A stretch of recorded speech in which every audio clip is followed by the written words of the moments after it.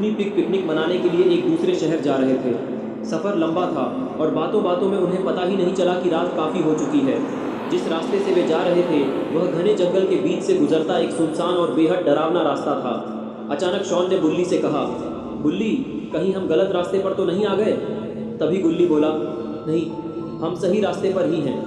कुछ देर बाद शॉन फिर घबराते हुए बोला, गुल्ली, गाड़ी तेज चलाओ, रात बहुत हो रही है, हमें जल्दी इस जंगल से निकलना होगा, मुझे ये रास्ता बिल्कुल ठीक नहीं लग रहा।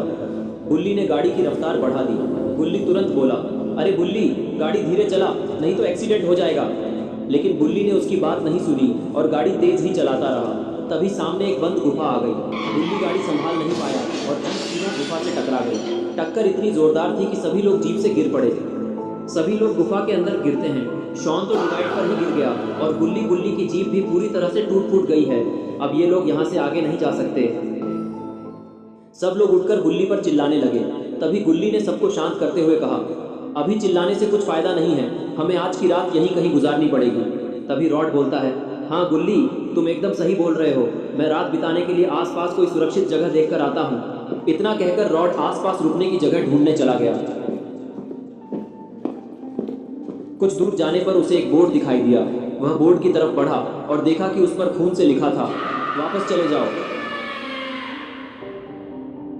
यह देखकर रॉड डर गया और जोर से चिल्लाया, जल्दी आओ, देखो इस बोर्ड पर क्या लिखा है, खून से।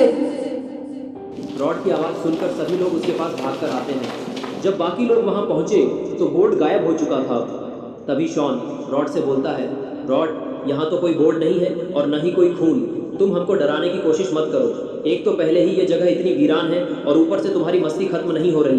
तभी रॉड बोलता है, शॉन, मेरा यकीन करो, मैं झूठ नहीं बोल रहा, मैंने सच में अभी यहाँ पर बोर्ड देखा था और उस पर सच में खून से लिखा हुआ था। लेकिन जैसे ही तुम लोग यहाँ पर आए वो बोर्ड गायब हो गया।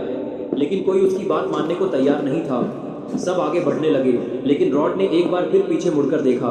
इस बार बोर्ड फिर दिखाई दिया और उस पर लिखा था, वेलकम रॉड। यह देखकर रॉड के पैरों तले जमीन खिसक गई। उसे अचानक अतीत की एक भयानक घटना याद आने लगी। उसे याद आया कि इसी रास्ते के आगे एक गांव में उसका परिवार रहता था। उसी गांव में उसकी फैमिली ने एक छोटी लड़की को जिंदा जला दिया था। उस घटना के बाद उसका परिवार बिना किसी को बताए गांव छोड़कर शहर में आकर रहने लगा। यह सब याद आते ही रॉड बुरी तरह डर गया। फिर रॉड जल्दी से भागकर बाकी लोगों के पास जाता है। शॉन ने उससे पूछा, तुम इतने परेशान क्यों हो? लेकिन रॉड ने कुछ नहीं बताया और बस इतना कहा, शायद मुझे गलतफहमी हुई थी, वहाँ कोई बोर्ड नहीं था। इसके बाद सभी लोग कर आगे बढ़े और उन्हें एक पुरानी हवेली दिखाई दी। सभी लोग उस हवेली को देखकर उसके सामने रुक जाते हैं। ये हवेली बहुत बड़ी और डरावनी लग रही है। लगता है इसमें कई सालों से कोई नहीं आया।